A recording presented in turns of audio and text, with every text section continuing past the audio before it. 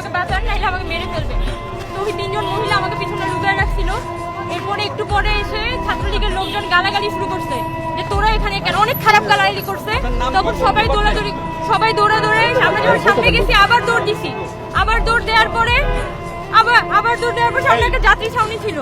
যাত্রী ছাউনিতে অনেকগুলো ছেলে মেয়ে, ওরা মাটিতে শুয়েছিল, ওদের উপর লাঠি দিয়ে পিটাচ্ছিল, ওদের সবাইকে লাঠি দিয়ে পিটাচ্ছিল।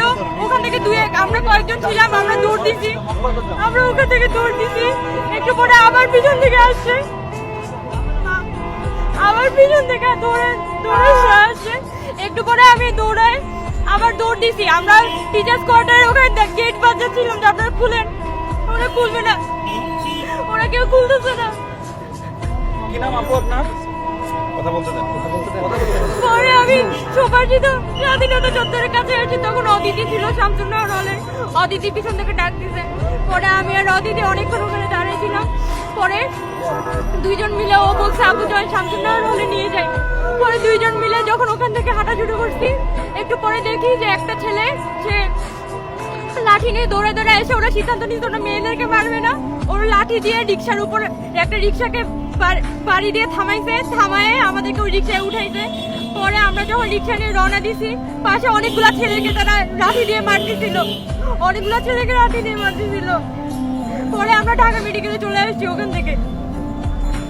ওরা ইচ্ছা হলো আমি ব্রিটিশ কাউন্সিলে ওখানে লাঠি দিয়ে আমাকে চারপাশ থেকে ঘিরে রাখবে।